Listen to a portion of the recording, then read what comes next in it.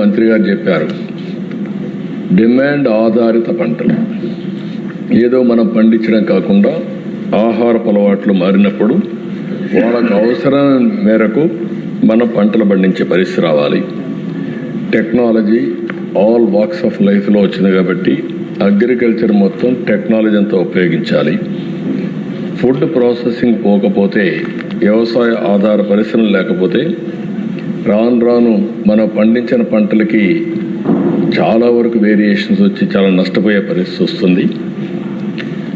అల్టిమేట్గా గవర్నమెంట్ ఎప్పుడు ప్రభుత్వ విధానాలు కానీ అదే మరిగా ఏదైనా క్రైసిస్ వచ్చినప్పుడు ఆదుకోవడం కానీ చేస్తూనే ఉండాలి. ప్రభుత్వ మద్దతు కూడా ఉండాలి. ఇలాంటి 5 ప్రిన్సిపల్స్ పెట్టుకున్నాం.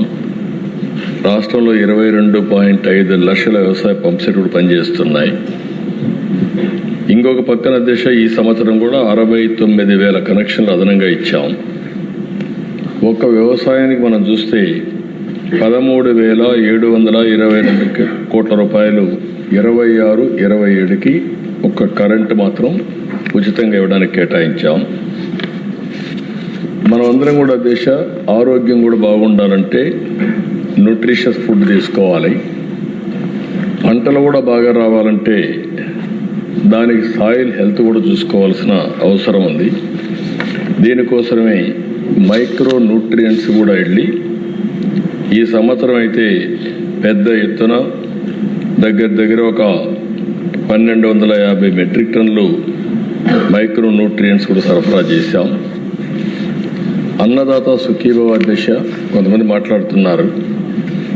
20,000 రూపాయలు ఇస్తామని ఎన్డీఏ చెప్పాం.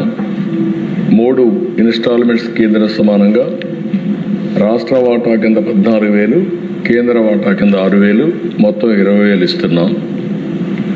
అయితే ఆ దేశ ఎవరైతే విమర్శిస్తున్నారో వాళ్ళు చెప్పేది 7,500 రూపాయలు వాళ్ళు రైతులకు ఇస్తే ఈరోజు 14,000 రూపాయలు రాష్ట్ర ప్రభుత్వం అంటే 2 ఇస్తున్నామని చెప్పి కూడా నేను మీకు తెలియజేస్తున్నా. ఆ రోజు ఒక్క రైతుకి డబ్బులు ఇస్తున్నామని చెప్పి మిగిలినవన్నీ కట్ చేశారు. అంటే వ్యవసాయాన్ని పూర్తిగా నిర్వీర్యం చేసే పరిస్థితికి వచ్చారు. ఈరోజు మనం నిన్న కూడా మినిస్టర్ గారు వీళ్ళందరూ మాట్లాడారు, మీరు చూశారు. 47 లక్షల మందికి ఇన్పుట్ సబ్సిడీ 310 కోట్లు ఇచ్చాం. ధాన్యం కొనుగోలు దిశ రికార్డు స్థాయిలో 24 గంటల్లో వాళ్ళ అకౌంట్లో వేసాం 10,876. ఇది కాకుండా దిశ మీరు ఒకసారి చూస్తే 1,670 కోట్ల రూపాయలు బకాయిలు పెట్టిపోతే ఆ బకాయిలు కూడా చెల్లించే పరిస్థితికి వచ్చాం. వీళ్ళు రైతులు ఆత్మహత్యలు ఎక్కువ జరిగే ఆ కాలంలో వాళ్ళు బకాయిలు పెట్టిపోతే 5,67,00,000 ఈ ప్రభుత్వం వస్తారు, అది కూడా పే చేశాం. ఈరోజు నేను ఒకటే చెప్పాను, ఆత్మహత్యలు జరగడానికి వీలు లేదు, రైతు అధైర్యపడడానికి వీలు లేదు, రైతుకు అండగా ఉంటాం. ఎక్కడన్నా ఆత్మహత్య చేసుకుంటే ఏ కారణంతో చేసుకున్నాడో అధ్యయనం చేసి తిరిగి పునరావృతం కాకుండా చేయడానికి ప్రతి రైతు ఆత్మహత్యని ఆడిట్ చేసే పాలసీ కూడా తీసుకొస్తున్నామని చెప్పి మీ ద్వారా రైతులకందరికీ హామీ ఇస్తున్నాను. ఇంకొక పక్కన దిశ యాంత్రీకరణ. ఈరోజు మోడర్న్ ఏజ్లో యాంత్రీకరణతో ముందుకు పోతున్నాం, సబ్సిడీలు ఇస్తున్నాం, ఊబరైజేషన్ తీసుకొస్తున్నాం.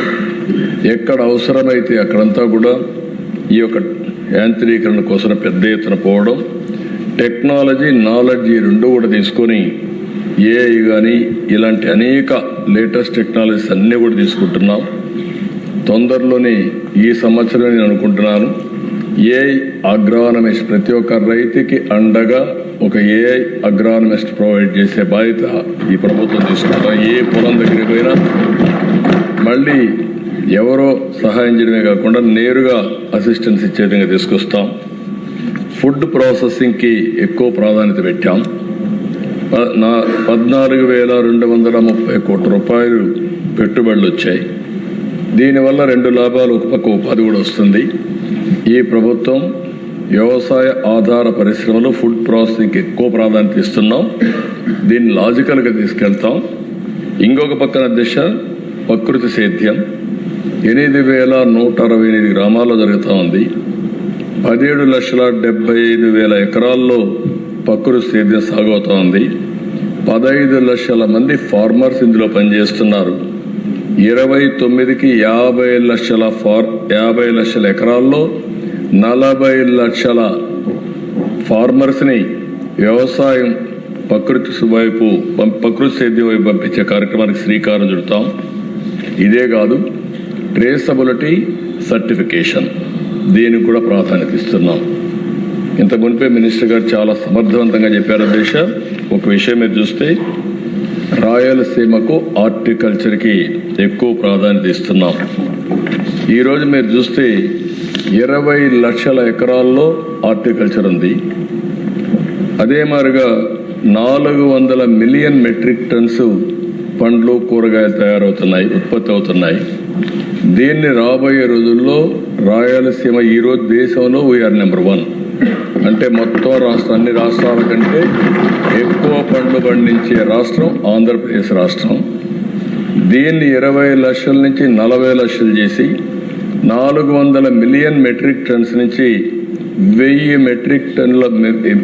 మిలియన్ మెట్రిక్ టన్నులు చేసి ప్రపంచానికే నెంబర్ 1గా రాయలసీమ హార్టికల్చర్ హబ్గా తయారు చేస్తాం. దిశ దీనికి ఒక ప్రాజెక్ట్ కూడా తయారు చేశాం. క్లస్టర్ విధానం పెట్టుకున్నాం. 30,000 కోట్ల రూపాయలతో ఒక ప్రాజెక్ట్ తయారు చేసి గవర్నమెంట్ 30,000 కోట్లు ఖర్చు పెట్టి ప్రైవేట్ కింద అంటే ఇన్వెస్ట్మెంట్, వ్యవసాయ ఆధార పరిశ్రమలు, ఇన్ఫ్రాస్ట్రక్చర్, దీనికి అదనంగా ఒక 70,000 కోట్లు. అంటే హార్టికల్చర్కు మాత్రం 1 లక్ష కోట్ల రూపాయలు పెట్టుబడితో 1000 మిలియన్ మెట్రిక్ టన్నులు 40 లక్షల ఎకరాల్లో దేశంలోనే కాదు ప్రపంచంలో ఒక ప్రాంతంలో ఎక్కడెక్కడ కనపడదు అన్ని రకాల పంటలు ఇక్కడ పండిస్తామని చెప్పి కూడా నేను మీకు తెలియజేస్తున్నాను. ఇదే కదా దిశ, ఓసారి పంటలు వేసినప్పుడు ఒడిదుడుకులు వస్తాయి, పొగాకు. ఇక్కడ మన రాష్ట్రంలో మేము ఆలోచించే విధానం అన్నీ కూడా వాణిజ్య పంటలకు వెళ్ళాలని, రెండోది రైతుకు గిట్టుబాటు ధర రావాలని. ఈరోజు మీరు ఒకసారి చూస్తే కోకో ప్రోత్సహిస్తున్నాం. ఏలూరు దగ్గర రాబోయే రోజుల్లో కోకో సిటీ ప్రపంచంలో మొట్టమొదటి సిటీ ఏలూరు దగ్గర వస్తుందని చెప్పి కూడా నేను మీకు తెలియజేస్తున్నాను. కాఫీ, అరకు కాఫీ, ఇది ఒక గ్లోబల్ బ్రాండ్గా తయారయ్యే పరిస్థితి వచ్చింది. మన ప్రాంతంలో గిరిజనులు పండించే అరకు ప్రపంచవ్యాప్తంగా పాపులారిటీ వచ్చే పరిస్థితి తీసుకొచ్చాం. పొగాకు, మామిడి, ఉల్లి, కోకో ఇబ్బందులు వస్తే 588 కోట్ల రూపాయలు వాళ్లకు మార్కెట్ ఇంటర్వెన్షన్లు ఇచ్చి వాళ్ళని ఆదుకున్నాం. ఇంకొక పక్కన దేశం మీరు ఒకసారి చూస్తే అక్వా, దేశంలోనే మనం నెంబర్ 1గా ఉన్నాం. ఇప్పుడు ఈ సంవత్సరం కూడా 17% గ్రోత్ రేట్ వచ్చింది. దేశంలో ఎగుమతుల్లో 34% మన దగ్గర నుంచి వస్తుంది. అందుకే అక్వా జోన్ని పెద్ద ఎత్తున అభివృద్ధి చేసి, ఇంత మునుపు మాయమాటలు చెప్తే ₹1.50 యూనిట్ కరెంట్ ఇచ్చి మళ్ళీ అక్వాని రివైవ్ చేసిన ఘనత ఎన్డీఏ ప్రభుత్వానికి దక్కిందని చెప్పి కూడా నేను మీకు తెలియజేస్తున్నాను. దీంతో నాకు ఏమాత్రం అనుమానం లేదు. ఇప్పుడు మీరు చూస్తే చేపల ఉత్పత్తిలో 29%, రొయ్యల ఉత్పత్తిలో 75% మన దగ్గరనే ఉంది. రేపు రాబోయే రోజుల్లో అమెరికాలో కూడా మనం నిన్న మొన్న మీరు చూసినప్పుడు ట్రేడ్ డీల్లో అక్వాకల్చర్కి మళ్ళా టారిఫ్ కూడా తగ్గించే పరిస్థితికి వచ్చారు. దీనివల్ల నాకు అనుమానం లేదు, ఆంధ్రప్రదేశ్ ప్రపంచానికే ఒక హబ్గా, అక్వాకల్చర్ హబ్గా కూడా తయారవుతుందని చెప్పి నేను మీకు తెలియజేస్తున్నాను. మత్స్యకారుల సేవలో కూడా 20,000 రూపాయలు ఇచ్చాం, 242 కోట్ల రూపాయలు పే చేశాం. ఇక్కడ నేను ఎమ్మెల్యేస్ అందరినీ కూడా రిక్వెస్ట్ చేస్తున్న దిశ, ప్రజలు కూడా కోరుతున్నా, నీరు అనేది చాలా ముఖ్యం. ఈ సంవత్సరం మళ్ళీ చూస్తే పోయిన సంవత్సరం 3-4% మనకు అడిషనల్గా రెయిన్ఫాల్ వచ్చింది. ఈ సంవత్సరం కొద్దిగా స్ట్రెయిన్ ఉంటుందని ఫోర్కాస్ట్ చేస్తున్నారు. ఎంత ఉంటుందనేది వేరే విషయం, కానీ మనం ఆలోచించుకోవాల్సింది కష్టాలు వచ్చినప్పుడు కానీ తక్కువ వచ్చినా ఎక్కువ వర్షం పడినా నీటి భద్రత కాపాడుకోవడం మన బాధ్యత. దీనికి మనం ఆలోచించాల్సిన అవసరం ఉంది. ఎప్పటికప్పుడు నీళ్లుంటే ఎలాంటి కార్యక్రమం చేయొచ్చు. ఒక చిన్న ఉదాహరణ చూస్తే అధ్యక్ష, ఈరోజు అన్నమయ్య జిల్లా అన్నమయ్య జిల్లాలో సమర్థ నీటి నిర్వహణ చేశారు. నవంబర్ 2024 12.97 మీటర్లు నీటి డెప్త్ ఉండేది. ఈరోజు 25కి వస్తే 6.67 మీటర్లకు వచ్చారు. అంటే ఒక్క సంవత్సరంలో సమర్థవంతమైన నీటి నిర్వహణ వల్ల 6.3 మీటర్లు భూగర్భ జలాలు పెరిగాయంటే అది ఒక చరిత్ర. అక్కడ అడ్మినిస్ట్రేషన్ మనస్ఫూర్తిగా అభినందిస్తున్నాను దేశం.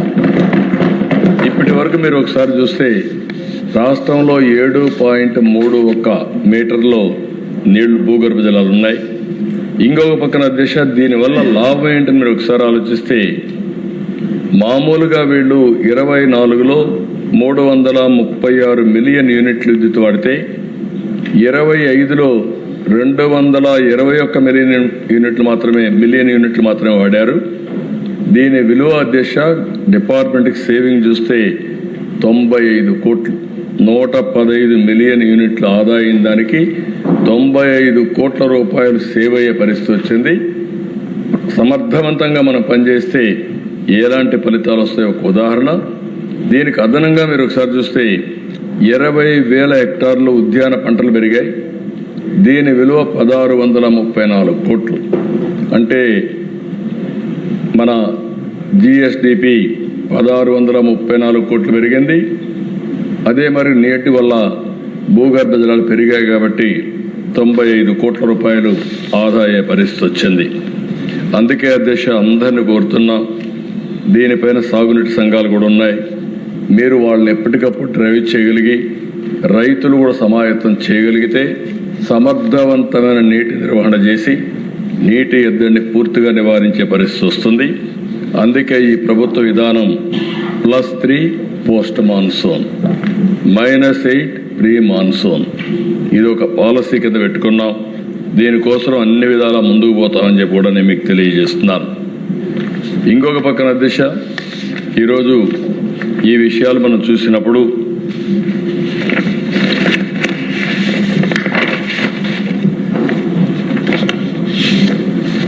నేను ఒకటే రైతులందరికీ విజ్ఞప్తి చేస్తున్నా, ఎక్కడికక్కడ ఇప్పుడిప్పుడు దీనికి అవసరమైనటువంటి మెకానిజం పెట్టాం, టెక్నాలజీ అంతా కూడా ఇంటిగ్రేట్ చేశాం. ఇవన్నీ ఇంటిగ్రేట్ చేసి రాబోయే రోజుల్లో రైతులకు పూర్తిగా అండగా ఈ ప్రభుత్వం ఉంటుందని మరొకసారి ఈ శాసనసభ ద్వారా అందరికీ విజ్ఞప్తి చేస్తున్నా. అయితే మేము ఇచ్చే విధానాలను మీరు కూడా అర్థం చేసుకోవాల్సిన అవసరం ఉంది.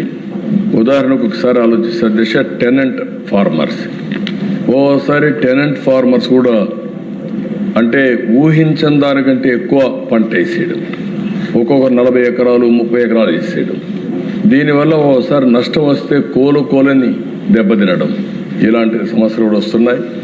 ఏది చేసినా ఒక పద్ధతి ప్రకారం చేయడం, టెనెంట్ ఫార్మర్స్ కూడా ఆదుకోవడానికి ఎంతవరకు చేయాలో చేస్తాం. వాళ్ళల్లో కూడా పరిమితులు పెట్టుకొని చేస్తే చాలా బాగుంటుందని వారికి కూడా విజ్ఞప్తి చేస్తున్నారు. రెండో అతి ముఖ్యమైన ప్రోగ్రాం దిశ ఇండ్లు. మీరు కూడా మీ ఆవేదన చెప్పారు, నేను ఆ విషయాలన్నీ ఇక్కడ మాట్లాడలే. కానీ అప్పుడు జరిగినటువంటి అవినీతి, ల్యాండ్ ఎక్విజిషన్లో, అదే మరిగా హౌసింగ్లో చాలా అవినీతి జరిగిందని అనేక ఆరోపణలు ఉన్నాయి.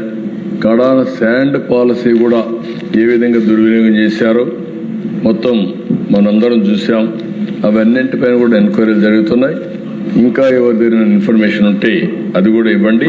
అవన్నీ తీసుకొని తప్పకుండా చట్టపరంగా ఎవరు తప్పు చేసినా తప్పించుకోలేని విధంగా శిక్షిస్తామని చెప్పి కూడా నేను మీకు తెలియజేస్తున్నా.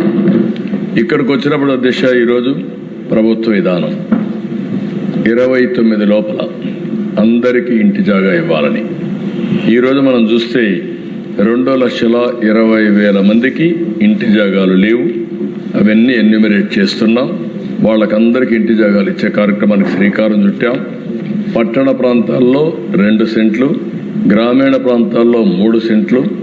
ఎక్కడన్నా కానీ ఇంటి జాగా దొరక్కపోతే అపార్ట్మెంట్స్ కూడా కట్టించి 1+2 మరి కట్టించి అందరికీ ఇల్లు ఇవ్వాలనేది ఈ ప్రభుత్వం యొక్క డెసిషన్ అని చెప్పి కూడా నేను మీకు తెలియజేస్తున్నా. ఈ సంవత్సరం డిసెంబర్ వరకు లాస్ట్ ఇయర్ అయితే మీరు చూశారు. ఇప్పుడే రాయచోట్ల నేనే వెళ్ళి 3 లక్షల ఇండ్లకు ఆ రోజు ప్రారంభం చేశాం. ఈ సంవత్సరం ఉగాది మార్చి కంటే ముందు, ఉగాది కంటే 2 రోజుల ముందు 3 లక్షల ఇండ్లు గృహప్రవేశాలు చేస్తామని చెప్పి గమనిస్తున్నాం. అదే సమయంలో జూన్ 2026 2,50,000 చేస్తాం. అదే మరి సెప్టెంబర్లో ఇంకొక 2,10,000 చేస్తాం. ఈ ఒక్క సంవత్సరంలోనే 26 లోపల 10,60,000 ఇండ్లు పూర్తి చేసి గృహప్రవేశాలు చేస్తాం. ఇది కాకుండా అధ్యక్ష, ఇప్పుడే మంత్రి గారు చెప్పారు, అడిషనల్గా దగ్గర 6 నుంచి 7 లక్షల ఇండ్లు కట్టాల్సిన అవసరం ఉంది. గవర్నమెంట్ ఆఫ్ ఇండియా కూడా మొన్నే ఆ పోర్టల్ కూడా ఓపెన్ చేశారు. ఎలిజిబుల్ పర్సన్స్ అందరినీ కోరుతున్నా, ఇప్పటి వరకు ఇళ్ళు రాని వాళ్ళందరూ అప్లై చేసుకోండి. వాళ్ళు కూడా ఎగ్జామిన్ చేసి మేము కూడా పర్సూ చేసి అందరికీ, ఇల్లు లేని వారందరికీ ఇళ్ళు కట్టించే బాధ్యత అటు కేంద్రం ఇటు రాష్ట్రం 2 ప్రభుత్వాలు తీసుకుంటామని హామీ ఇస్తున్నా. ఇప్పుడే వారు చెప్పినట్టు ఎస్సీలకు కానీ, ఎస్టీలకు కానీ, బీసీలకు కానీ, మైనారిటీకి కానీ అదనంగా కూడా ఆర్థిక సహాయం చేస్తున్నాం. ఈ ప్రభుత్వ విధానం ఒకటే, పేదవాళ్ళందరికీ ఇల్లు కట్టించాలని, ఒక భద్రత, ఒక భరోసా ఇవ్వాలని ఆలోచనతో ముందుకు పోతున్నాం. తప్పకుండా ఇది కూడా చేస్తామని చెప్పి తెలియజేసుకుంటూ, రాజకీయ కక్షలంటే దిశ 2019 దగ్గర 2,70,000 ఇండ్లు కట్టుకున్నారు. దగ్గర 913 కోట్ల రూపాయలు ఖర్చు పెట్టారు. ఆ రోజు తెలుగుదేశం పార్టీ హయాంలో స్టార్ట్ చేశారు కాబట్టి కక్ష కట్టి వాళ్ళకి డబ్బులు ఇవ్వకుండా ఇబ్బంది పెట్టే పరిస్థితి వచ్చారు. కేంద్రంలో కూడా రికార్డ్స్ పోనీయకుండా చేశారు. ఏదేమైనా నేను ఫైనాన్స్ చెప్పాను, మాకు ఒక మోరల్ రెస్పాన్సిబిలిటీ ఉంది. బాధితులను ఆదుకోవాలి. వాళ్ళ తప్పు కాదు, ఆనాటి పాలకుల తప్పు. ఆ తప్పుని మనం ఏదో విధంగా కరెక్ట్ చేయాలని చెప్పి చాలా స్పష్టంగా ఆదేశాలు ఇచ్చా. తొందరలోనే వాళ్ళందరికి కూడా సహాయం చేయడానికి ముందుకు వస్తామని మరొకసారి హామీ ఇస్తూ, ఈరోజు ఈ ప్రభుత్వం ఒక పక్క రైతులను ఆదుకోవడం, ఇంకొక పక్కన పేదవాళ్ళందరికీ 2029 లోపల ఇల్లు కట్టించడమే కాకుండా ఇంటి జాగా లేని వారికి ఇంటి జాగాలు ఇచ్చే బాధ్యత తీసుకుంటామని మరొకసారి విజ్ఞప్తి చేస్తూ సెలవు తీసుకుంటాను. ధన్యవాదాలు. ఇప్పుడు నిధుల కొరకు అభ్యర్థనలపై ఓటింగ్.